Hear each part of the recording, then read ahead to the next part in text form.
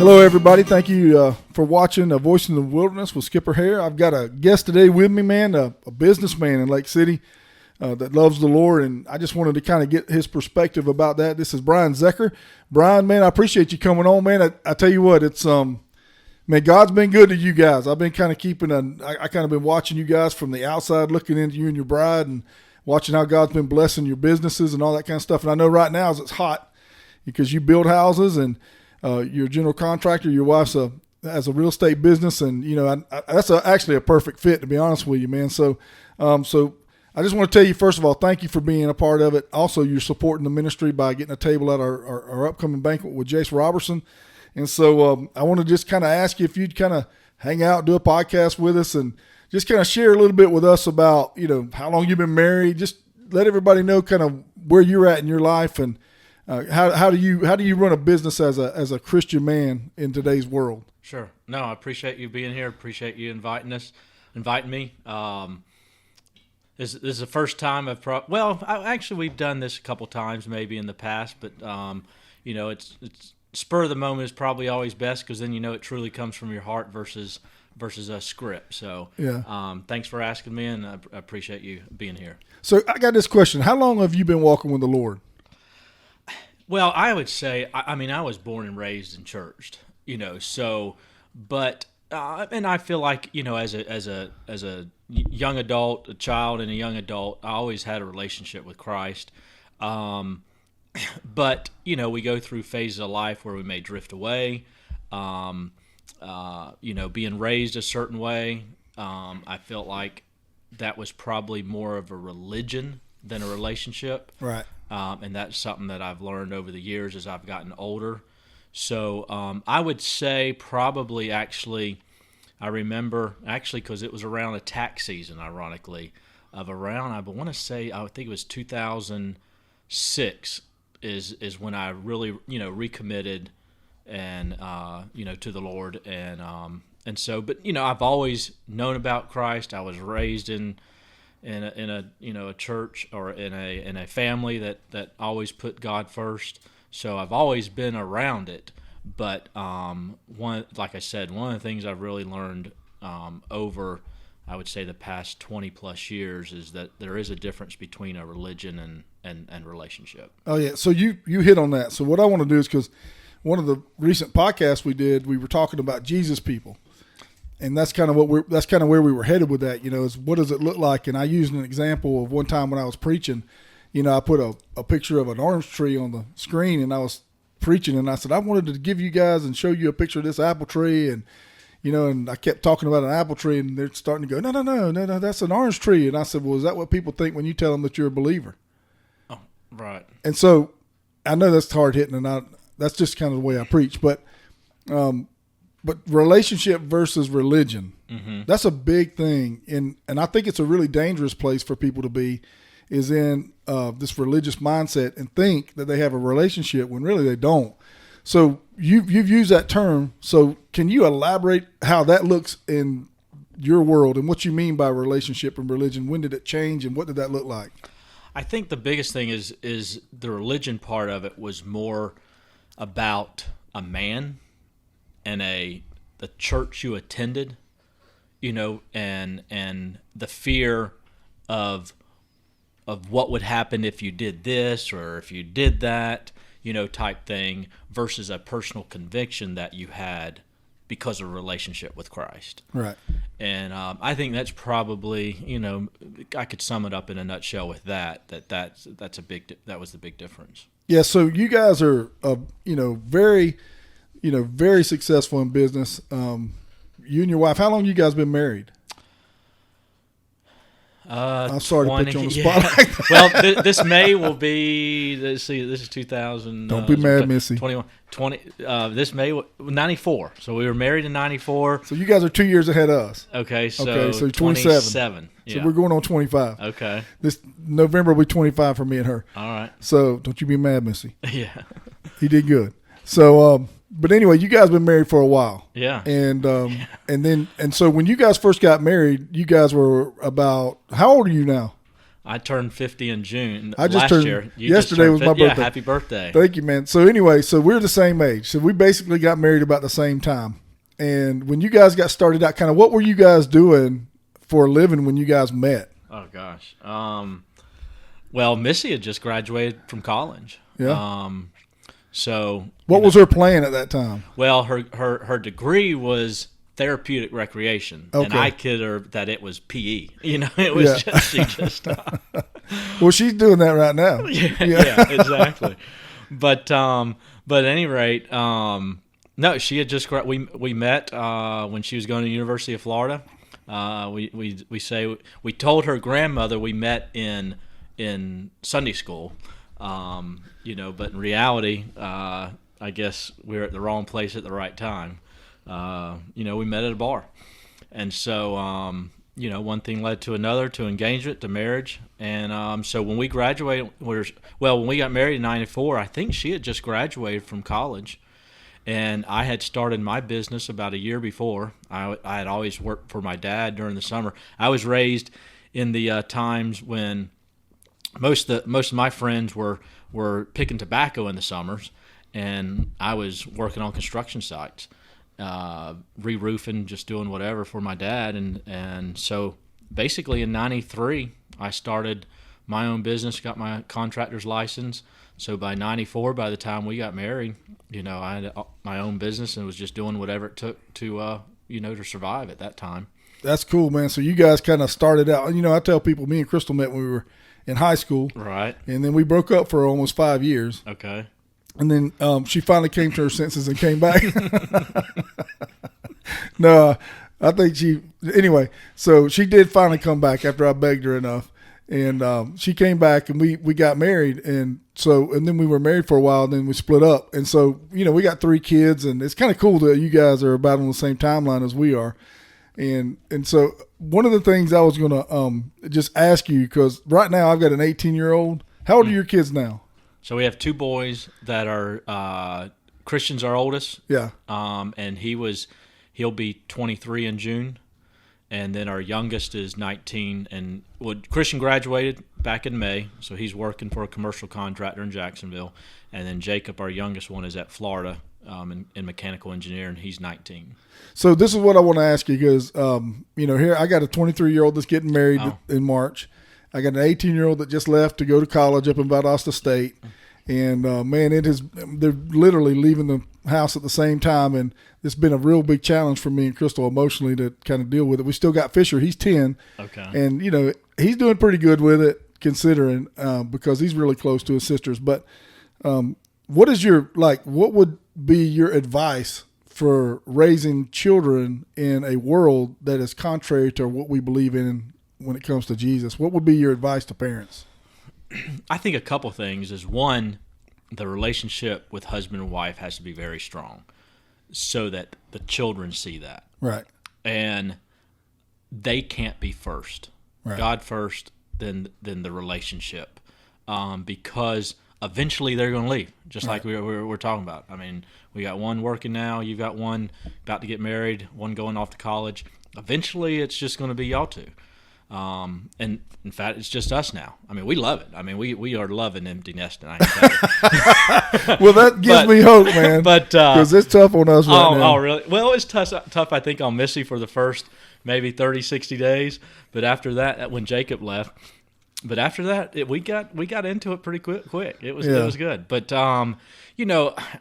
it is a tough world. I mean, if we had a small one now, the things that the kids have access to so quickly, right, with phones, internet, just the exposure that they have to things that is so different than it was 30 years ago.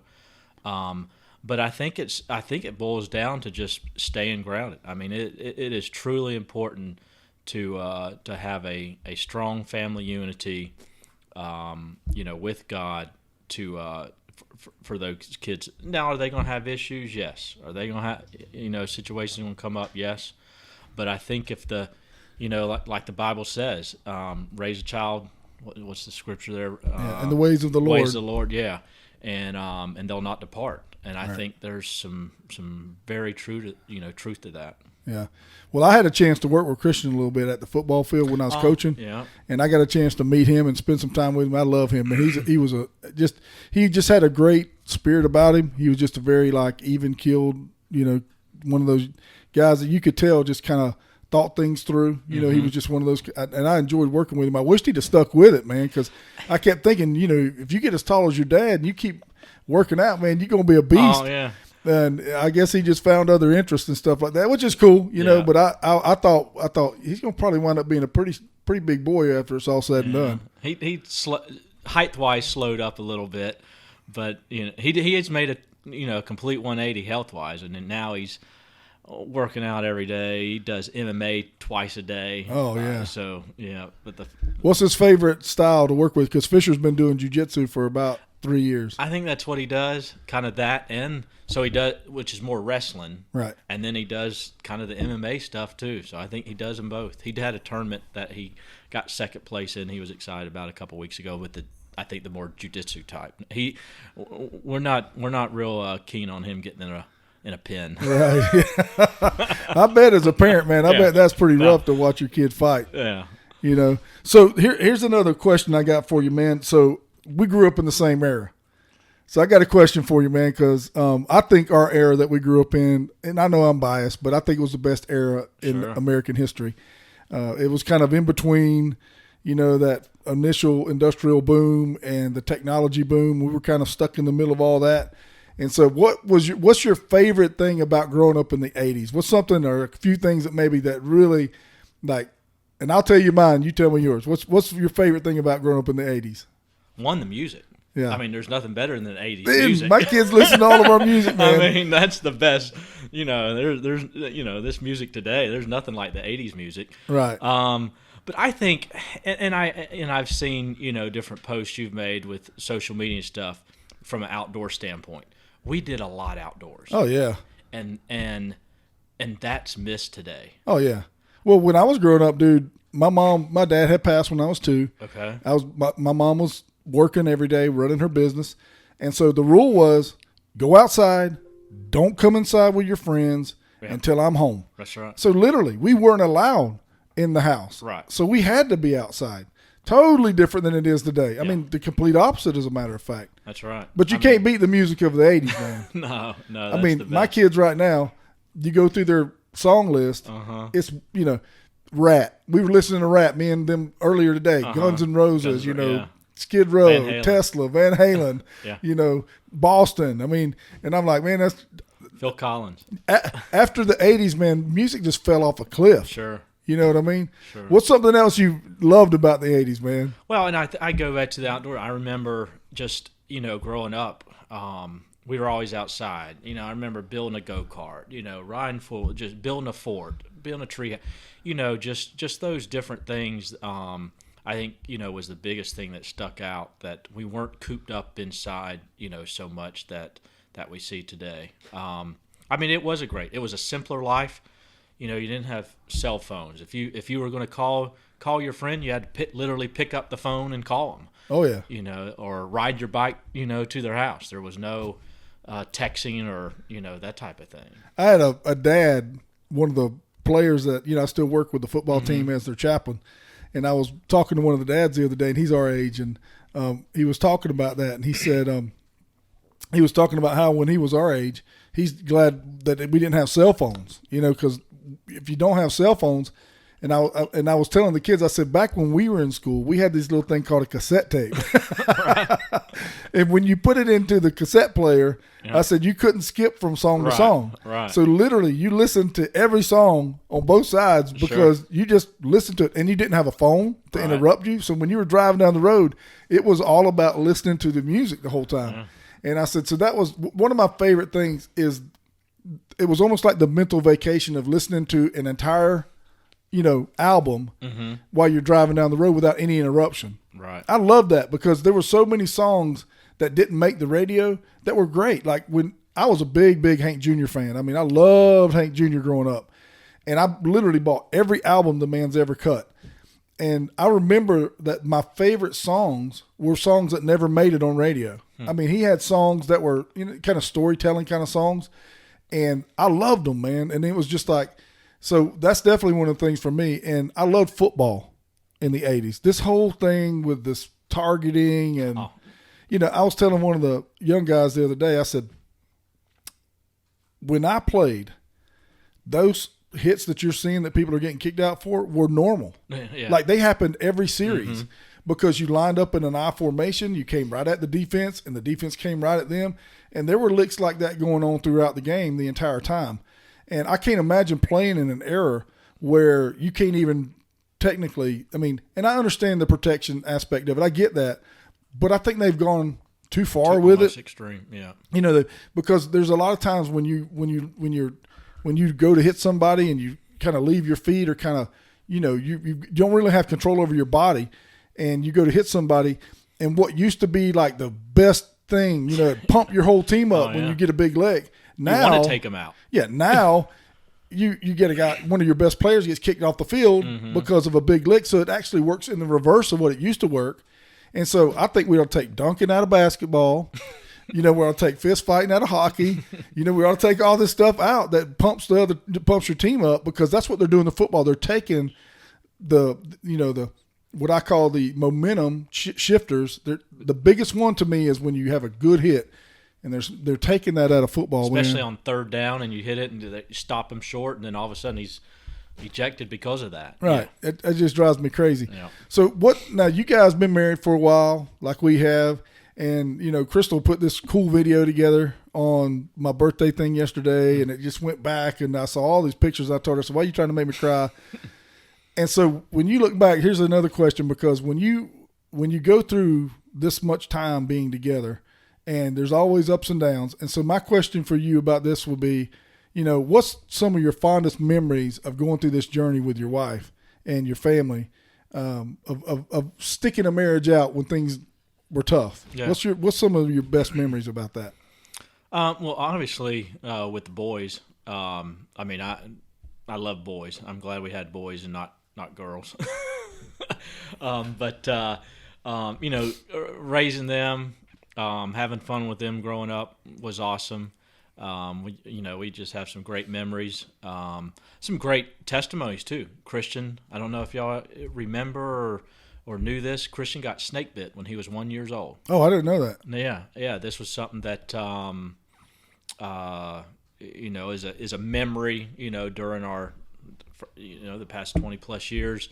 So Christian, when he was 1 year old, got snake bit just after his first birthday. A couple days after his first birthday, got snake bit by a canebrake rattlesnake. Wow! And was rushed to, it happened out on Lake Jeffrey, a friend's house, and Missy picked him up, rushed him to the hospital. He went in anaphylactic shock on the way, and at the hospital, they immediately life-flighted him from there to Gainesville, and he was in ICU for 7 days, and basically they told us, he wasn't going to make it. Wow. And, he's a miracle. He's truly a miracle. Never had any scar tissue from it, where sometimes that skin will deteriorate. Right. We just constantly prayed. We prayed, okay, Lord, first of all, don't let us lose him. And then once we knew that was passed, okay, let's, heal his foot, make sure he doesn't, have any effects from it. We say maybe he got a little meaner from it, the venom. But, that's a great memory story, that and it's ironic because even to this day, every now and then people say, wasn't your son the one that got snake bit? Right. But, growing up, with the boys, we have great memories, as they went through different phases of life and ages. And Missy and I, along the way, we've, had our ups and downs, and right now, that's why I said earlier about the importance of husband and wife being so close together, because once that empty nest happens, I can, you better like each other. You better like each other. Yeah. It's, and it's tough. We see that, unfortunately in our industry. Missy says a lot of times with the real estate business, unfortunately, a lot of people are selling because of lost their job, right? Divorce, right? Some situation in their life, not necessarily, or maybe they are, moving up, so to speak, house-wise, but, a lot of those circumstances happen as to why, as what she does. And so, that's a ministry almost in itself. Right. So what's the plan for the empty nest stage? You know, what it really is, it allows you to come and go when you want. Right. I mean, all our activities were always based around school. Right. You know, when was Jacob out of school or Christian out of school? When was their holidays? When were their times off? And now, if we're caught up on work, you know, Thursday or Friday, you know, we can load up and head out for the weekend. There you go. That sounds great, man. So I noticed the name Christian Jacob. Right. Biblical names. Yeah. So is there a story behind that? Well, my middle name's Christian. I got you. Yeah. So Christian's name is after my middle name, and Jacob. Missy always wanted Jacob. There was a young man, if I remember the story right, that she knew that she just thought he was the world. I mean, just really, he was just a great guy.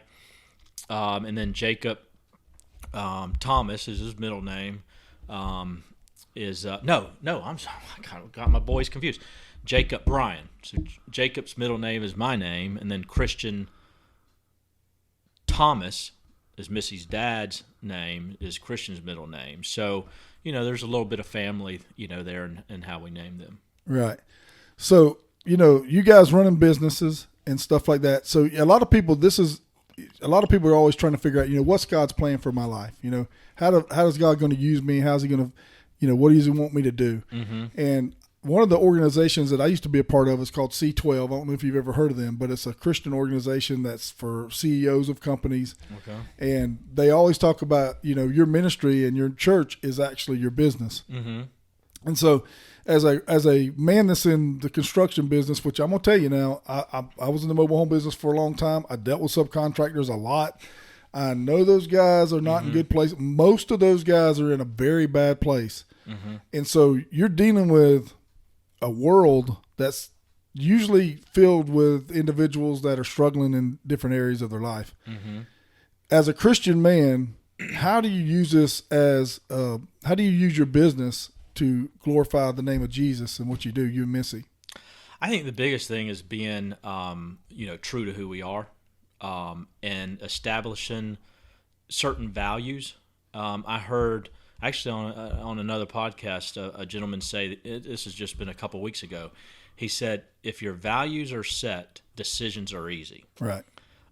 So, you know, if you have certain things, certain values already set, you know, we make decisions in our business, whether it's to, you know, to do this or, you know, purchase this or, you know, make this move or you know, work with this you know, if the values are set, it makes some of those decisions easy.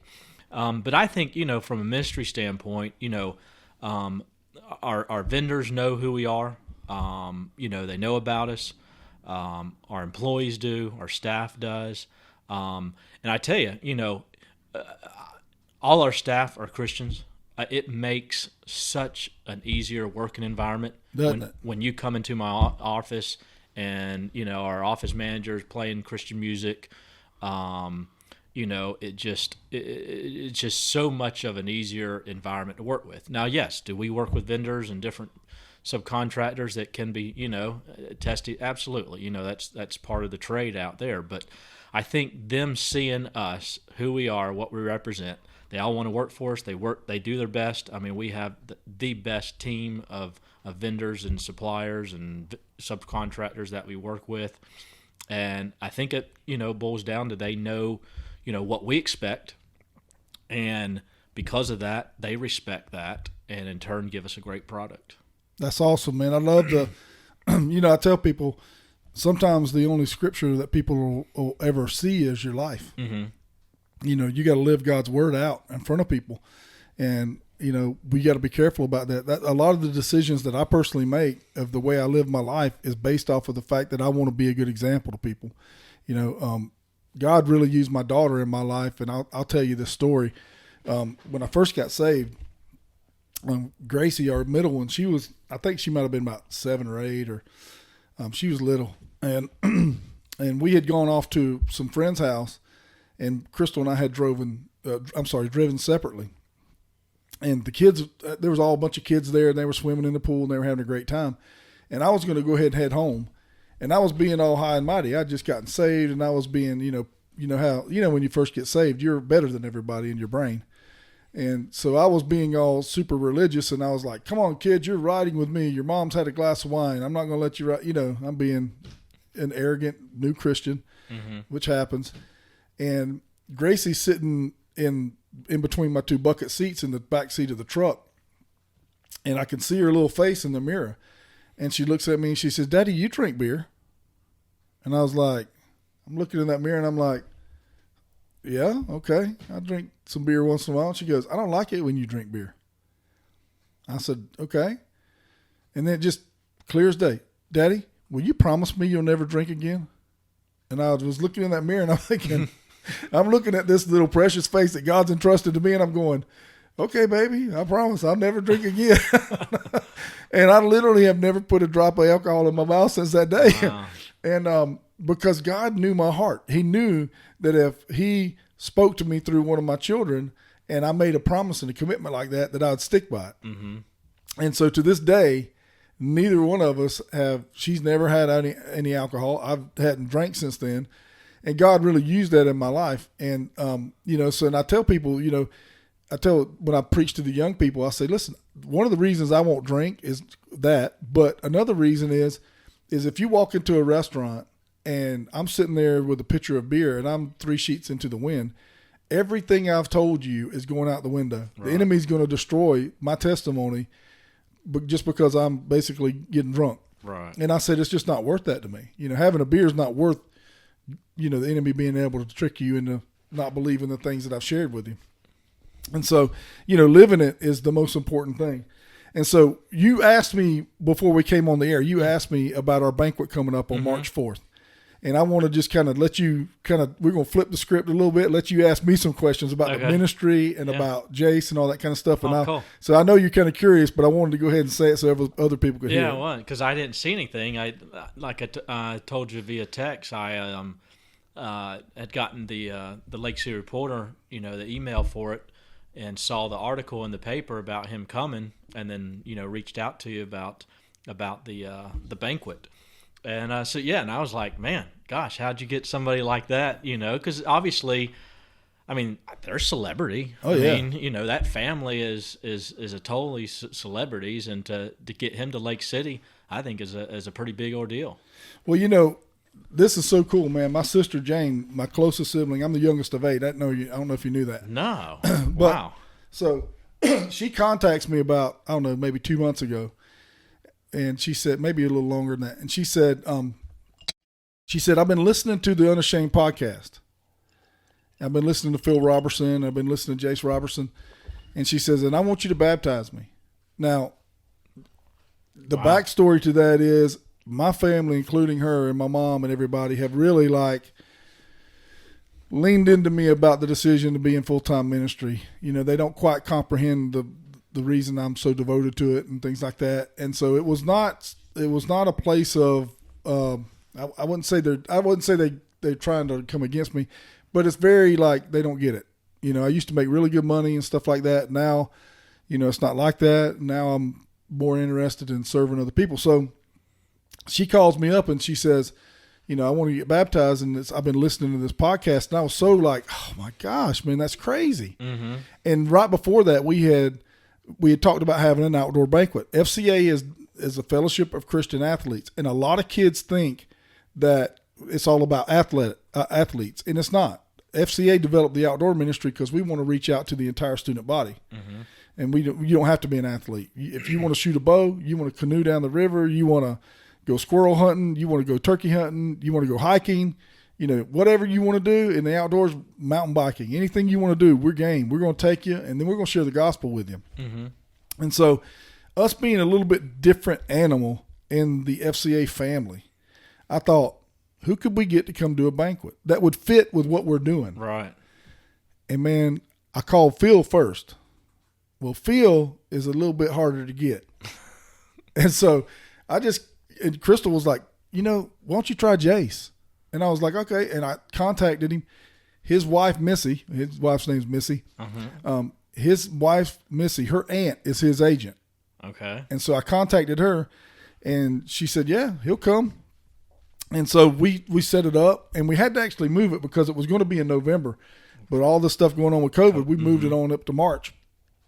And so he's going to be coming in, and hopefully he's going to do a podcast with me, because I've asked him. He hadn't said yes yet, but I'm hoping that he will. Mm-hmm. And so here's one of the admission tickets, and my wife does all this design work. Man, she's so good at it. She's like amazing with the stuff. My wife makes me look like I know what I'm doing.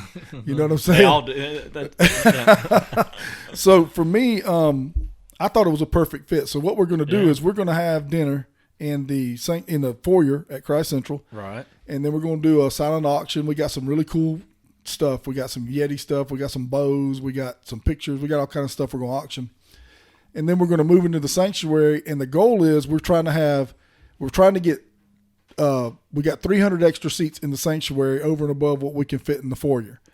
So yesterday I went to Dixie County, and we got someone donated the money, and I signed up like close to 100 students to come and fill that 300 seats. Wow. We're trying to raise money right now so we can get other kids from the other schools, because we got to pay for the venue, we got to pay for Jace, we got to pay for the food, we got to pay for everything. Mm-hmm. But what started out as a fundraiser has turned into an outreach.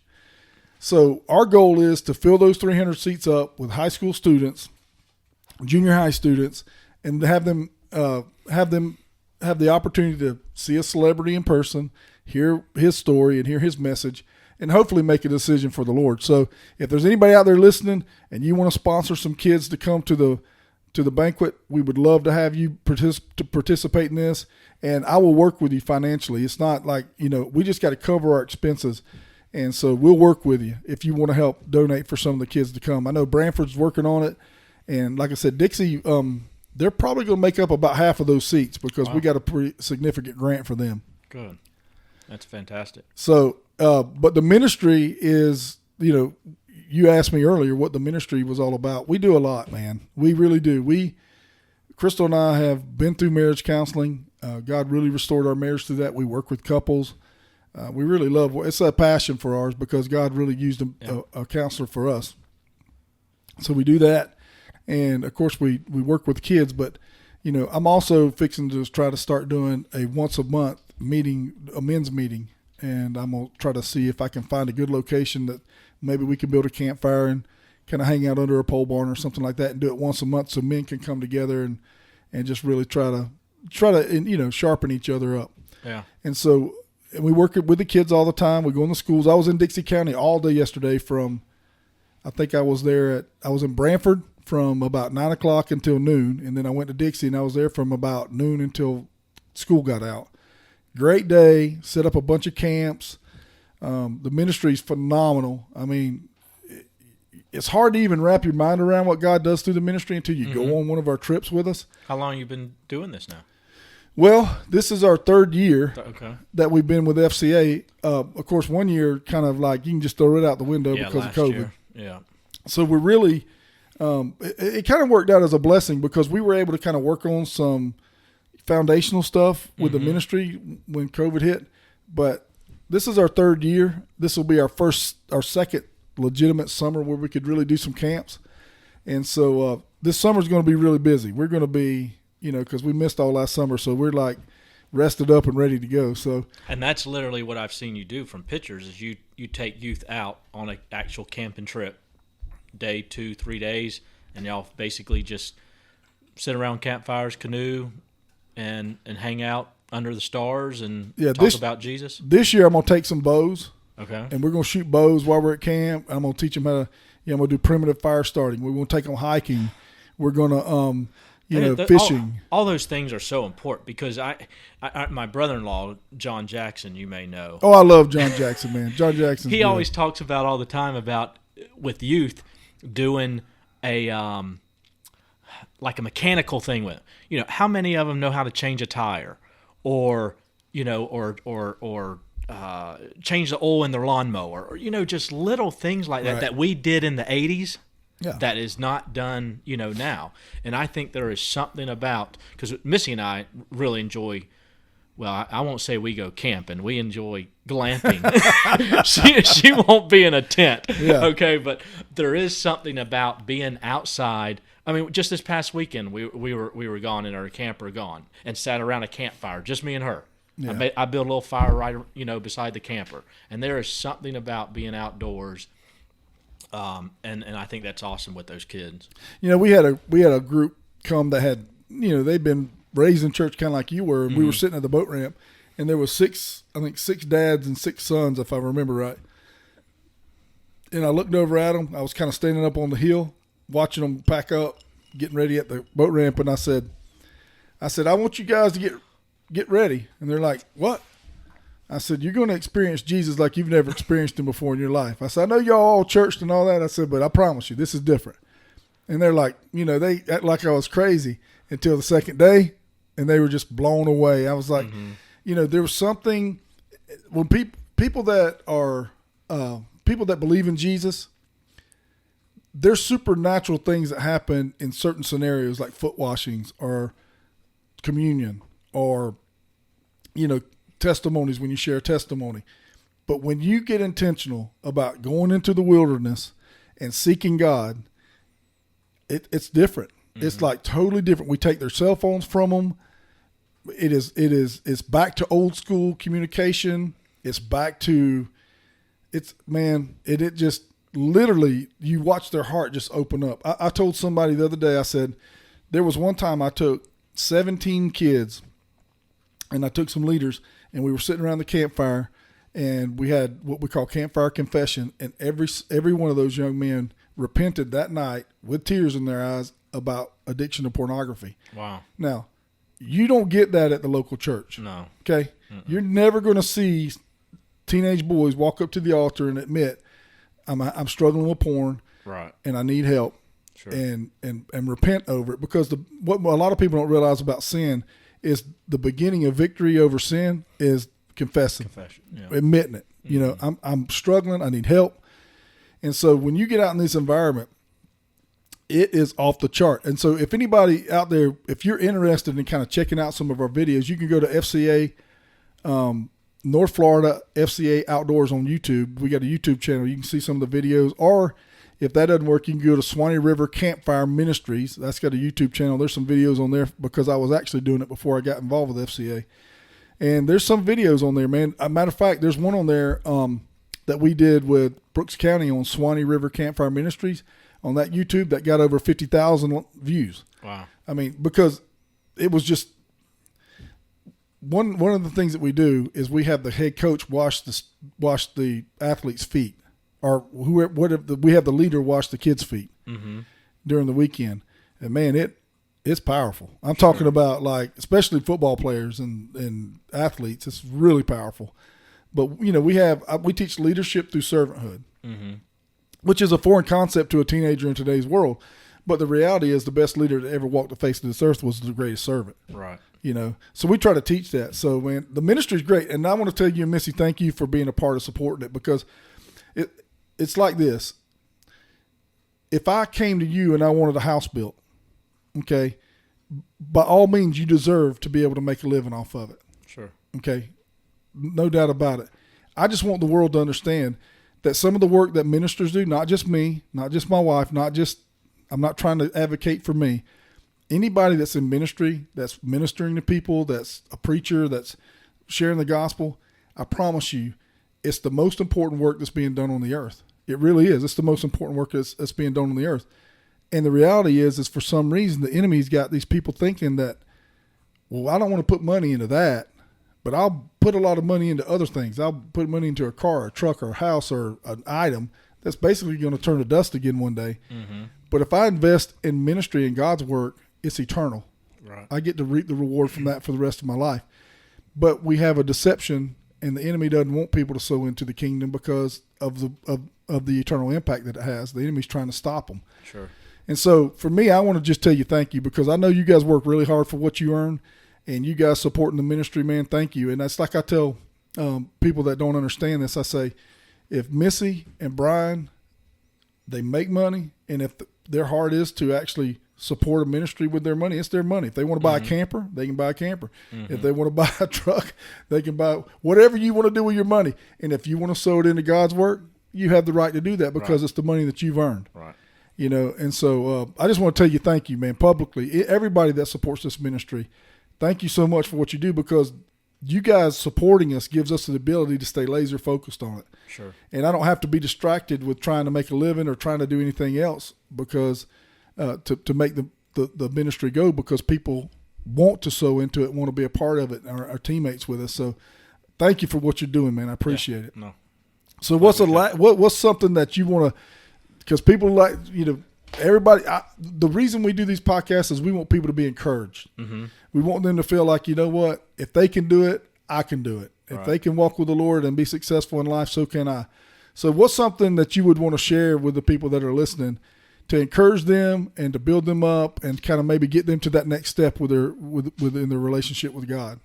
And I think you touched on a lot of that. I think we get asked a lot of times, well, how do you have business and, keep your relationship with Christ? And I think it's very important to keep that first.